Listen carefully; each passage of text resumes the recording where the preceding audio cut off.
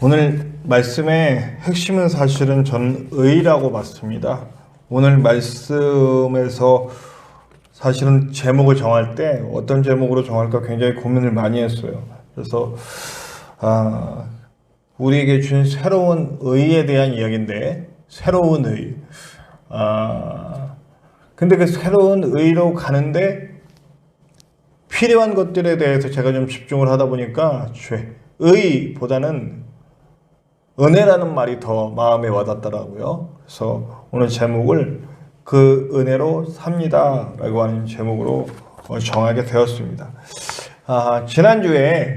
지난주에 저와 여러분들이 나눈 말씀에서 처음 예수님의 첫 번째 사역에 대해서 얘기를 했거든요.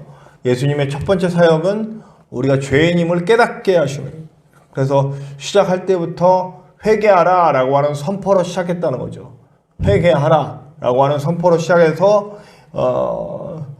내가 의인을 부르러 온 것이 아니라 죄인을 부르러 왔다 라고 하는 말씀도 하시고요.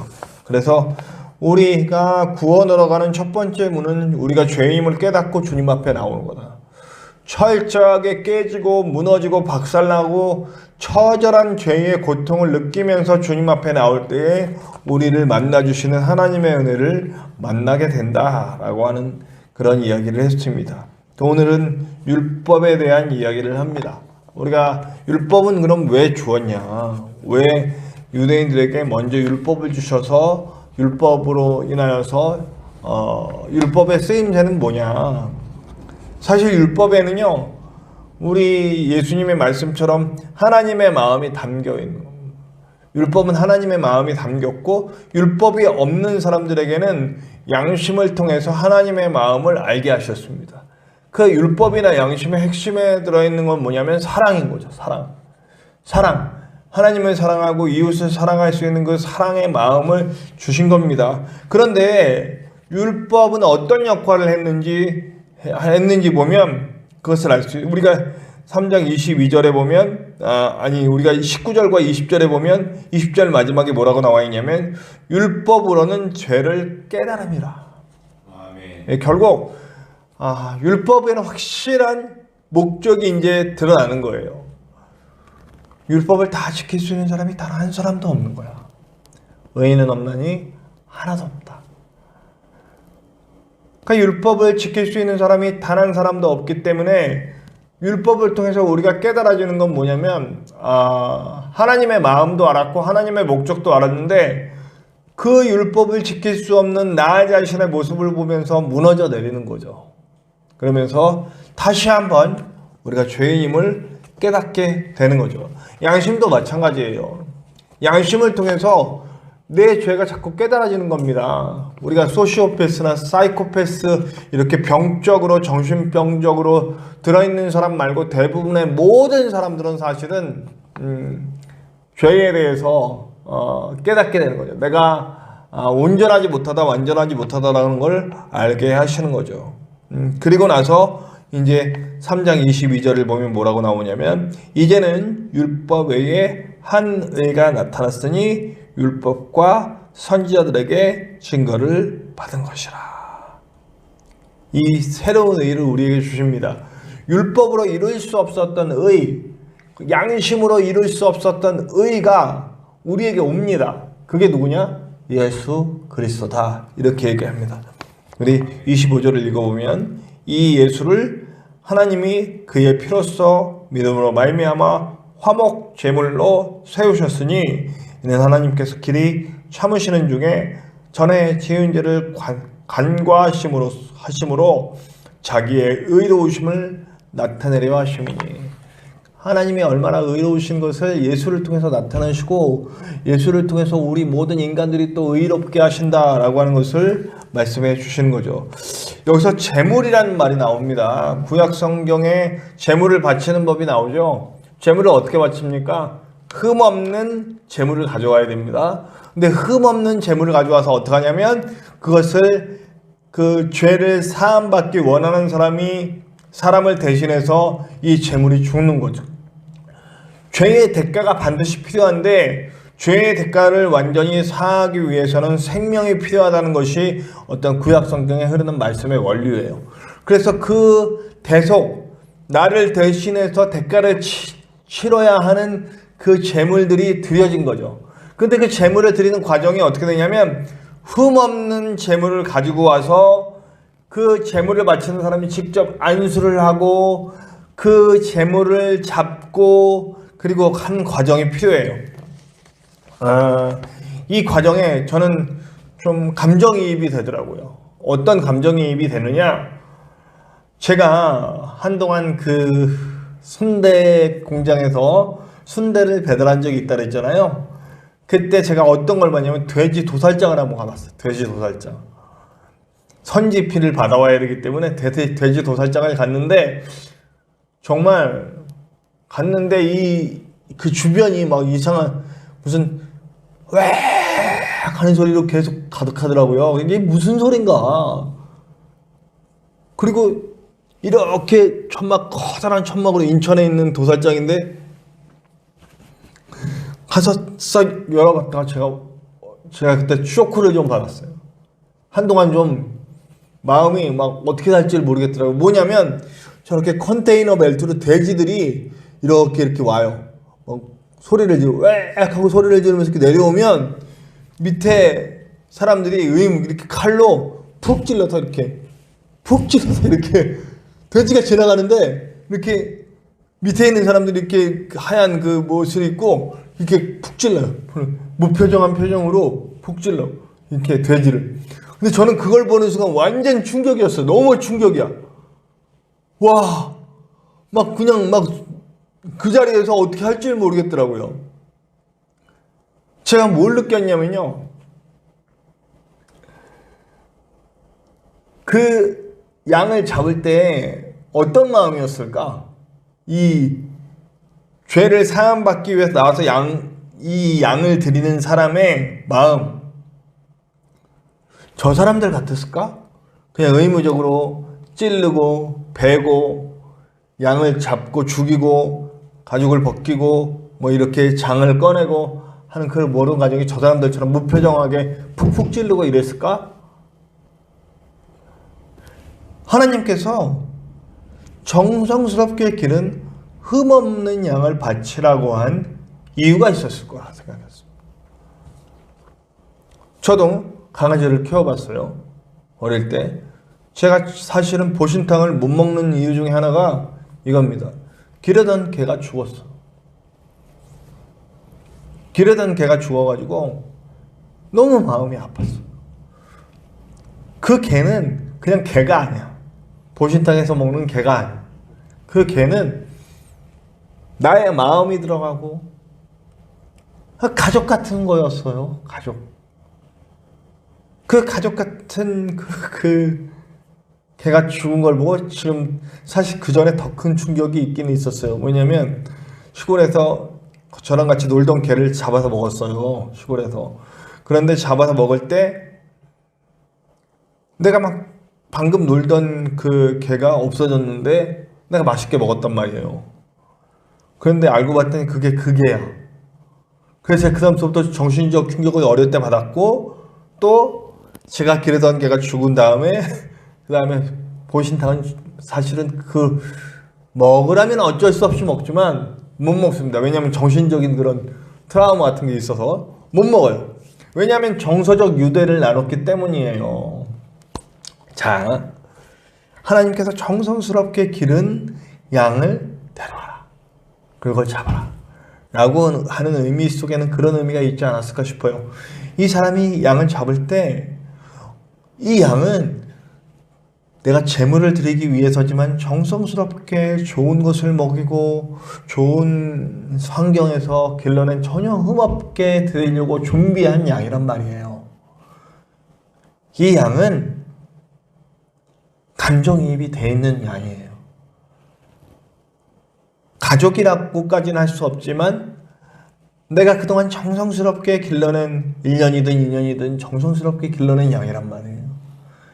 그 양을 좋은 것을 먹이고 좋은 환경에서 키워냈지만 그 양을 잡을 때 이 사람의 마음이 어떻겠느냐 이런 거죠. 저는 하나님이 순전하고 흠없는 양을 바치라고 할 때 이것을 노리시지 않으셨을까? 그 양을 잡으면서 내 죄를 대신해서 죽어가는 이 양, 내가 그동안 정성스럽게 키웠던 마치 제가 길렀던 개처럼, 이거는 컨테이너 벨트에서 내려오면서 이렇게 푹푹 찌르는 그런 관계가 아니에요. 정말 정성스럽게 내가 길러낸 정말 내 온 정성과 마음이 담겨진 양이에요. 그 양, 나와 감정의 교류가 있고 나의 가족 같은 그런 양이에요. 그런 양을 칼 들어서 잡고 포뜨고 하고 있는 거죠. 그럼 그 제사를 드리는 동안 어쩌면 이 사람의 마음에 내 죄에 대한 처절한 느낌이 들지 않았을까?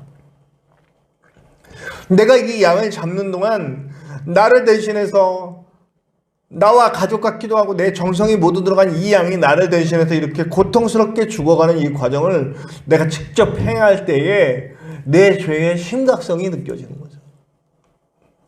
더 아프고 더 고통스러운 마음으로 제물을 드리게 돼 있다는 거죠. 그런데 사람이 매너리즘에 빠지잖아요. 매너리즘이라는 게 되게 무서운 거예요. 우리가 예배를 드릴 때 이 예배가 온전하지 못한 예배가 된다면 이런 식이 된다는 거예요. 어떤 식이 되냐면 그 돼지가 컨테이너 벨트로 이렇게 내려올 때 칼로 푹 찔러는 그냥 기계처럼 그 돼지가 고통스럽게 소리를 지르면서 컨테이너 벨트에서 내려오는데 칼로 푹 찌르는 일이에요. 이분들은. 저는 그런 생각을 했어요. 이분들은 정신병 걸리지 않을까 나는 그 생각을 했어요. 그냥 그 의식적으로 찔러고 이렇게 예배가 변질되니까 어떻게 되냐면 제가 지난주에 예수님에 대한 얘기를 하면서 그 예수님께서 성전을 들어 엎은 얘기를 하면서 말씀드렸어요.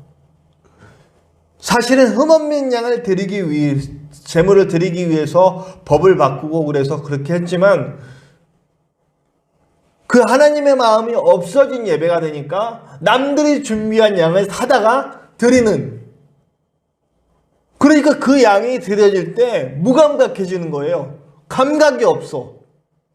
아무런 감각 없이 마치 도살장에서 그 사람들이 돼지를 잡듯이 양을 잡아서 드리는 거예요. 내가 기른 양이 아니니까. 내가 그 양에게 정성을 들이고 마음을 들인 양이 아니니까 그냥 드려지는 거예요. 그냥 드려져. 그냥 끝났어. 내 죄의 심각성이 전혀 느껴지지 않는 예배를 하나님께 드리는 거죠. 이제 영리가 얘기하겠지만, 그러니까 우리의 예배 가운데 오시는 그 용서가, 우리의 예배 가운데 오신 예수님의 그 십자가 보혈의 은혜가 별로 크게 느껴지지 않는 거예요. 오늘 우리가 함께 드리고 있는 이 예배 너무 작은 예배죠. 그렇죠? 너무 작은 예배예요. 온라인으로 함께 예배 드리고 있는 사람들도 너무 힘든 시기에 예배를 드리고 있어요. 근데 우리가 드리고 있는 이 예배가 정말 내가 정성스럽게 키운 그 양, 가족 같은 그 양을 잡아서 하나님께 드리면서 그 양이 고통스럽게 죽어가는 모습을 보면서 내 죄의 심각성을 깨닫고 그 양이 드려질 때 양에 대한 고마움을 느끼면서 예배하고 있는가. 그러나 여러분, 내가 아무리 정성스럽게 잡은 기르고 마음 아프게 드려지는 그 양이라 할지라도 온전한 제물은 아니었다라고 분명히 얘기하잖아요. 죄가 있을 때마다 또 다른 양을 드리고 또 다른 양을 드리고 또 다른 양을 드려야 돼. 그런데 하나님께서 오늘 새로운 의를 우리에게 주셨다. 이렇게 말씀하잖아요. 그 새로운 의는 예수님이라고 분명히 알고 있습니다. 어쩌면 양이 드려지는 과정보다 훨씬 더 고통스럽게 예수님은 자신을 단번에 우리 모든 인간을 위해 드려지는 제물로 드리셨잖아요. 십자가를 지시고. 그런데 제가 지금까지 이렇게 그 정성스럽게 드려지는 양의 얘기를 한 이유가 있어요. 자, 예수님은 하나님 자신이시기도 하시지만 예수님은 하나님의 아들이시라는 표현이 너무 많이 나와요. 자, 하나님의 입장에서 자기 자신을 드리는 것도 굉장한 일인데 또 삼위일체 하나님의 입장에서 보면 아들을 드리는 마음, 아들을 잡아서 제물로 드리는 아버지의 마음이 거기 안에 들어가 있잖아요. 아까 방금 얘기했듯이 내가 정성스럽게 잡아서 길러서 정성스럽게 길러서 데리고 온 이 양을 잡을 때도 마음이 아프고 내 죄의 심각성이 느껴지고 그것 때문에 아주 너무너무 힘든데 아들이 지금 제물로 바쳐서 드려지는 과정을 보고 있는 아버지라고 생각을 해봅시다. 와, 미치지 않을까요?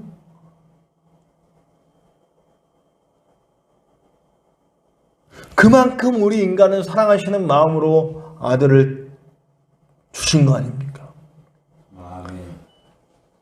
하나님의 마음은 뼈가 박살나는 마음 아니셨을까요? 전율하는 고통이 하나님께 있으시지 않으셨을까요? 자신을 십자가에 달리시는 그 고통도 굉장히 큰 고통이지만 아들을 주시는 고통만큼 더 큰 고통이 있을까요?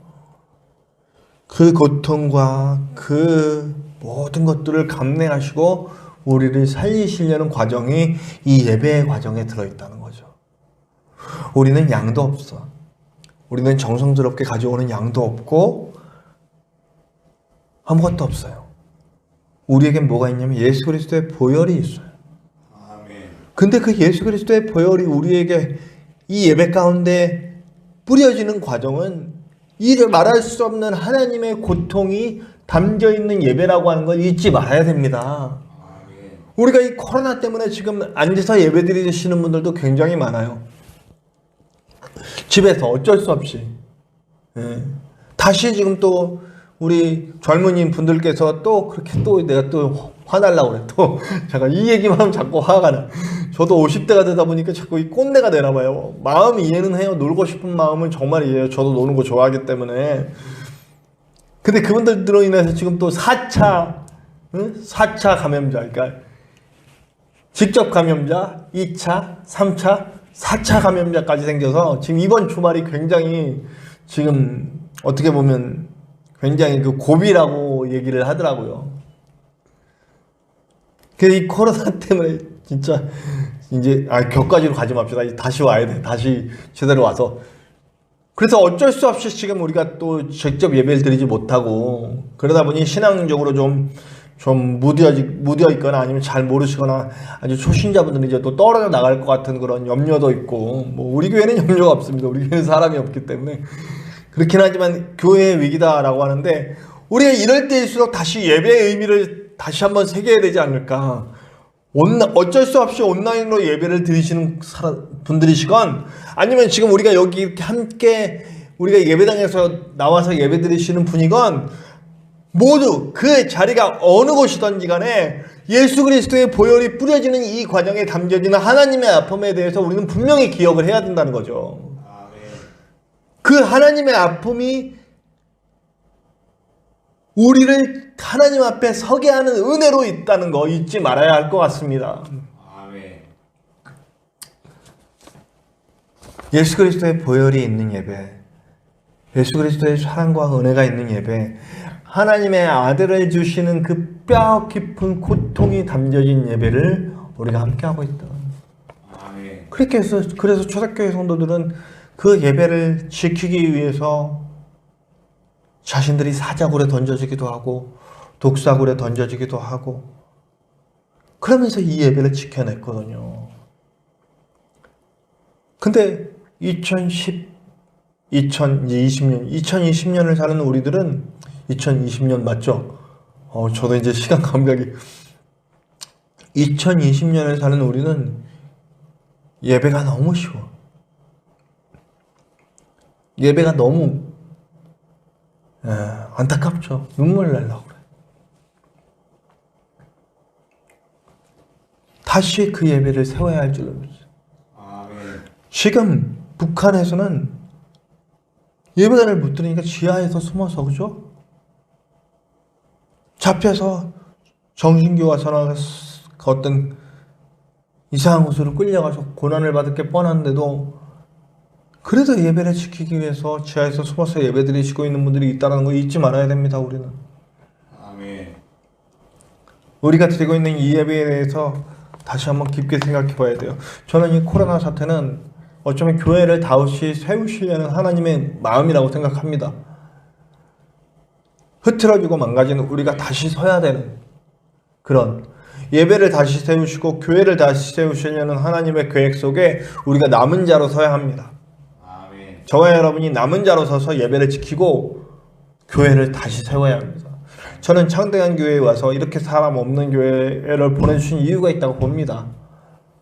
창대한 교회를 통해서 다시 김천 부국동 지역에 제대로 된 교회가 세워지기를, 제대로 된 예배가 세워지기를, 우리가 하나님의 아픔을 알고 고통을 알고 그 가운데 함께 서는 예배가 되기를 간절히 바라는 거죠.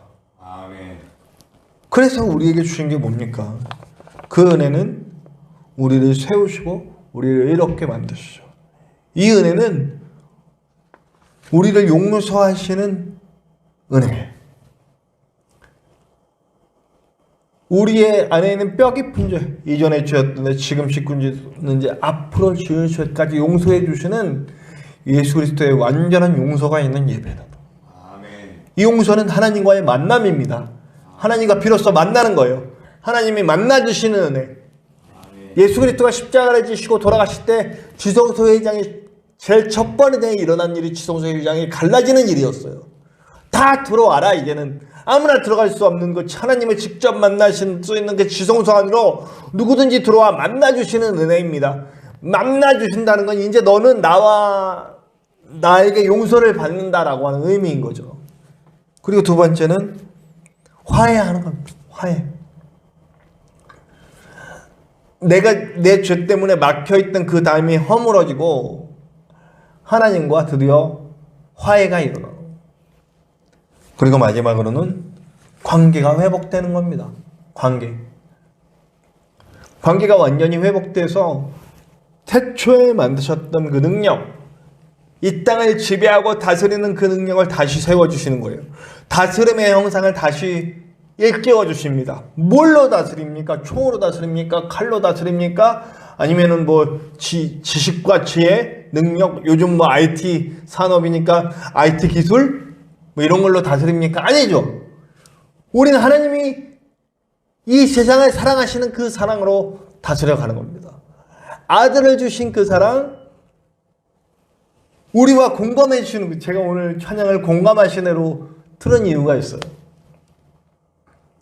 그 하나님의 공감의 능력, 그게 바로 십자가잖아요. 우리 가운데 오셔서 우리와 함께 우시고 우리와 함께 웃으시고 우리와 함께 먹으시고 우리와 함께 모든 걸 나누신 그 사랑, 그리고 우리를 위해 죽음의 고통까지 담당하셨던 그 사랑, 모든 것을 공감하시는 그 사랑으로 우리와 함께 하시는 그것이 바로 능력이잖아요. 그것으로 살리셨잖아요.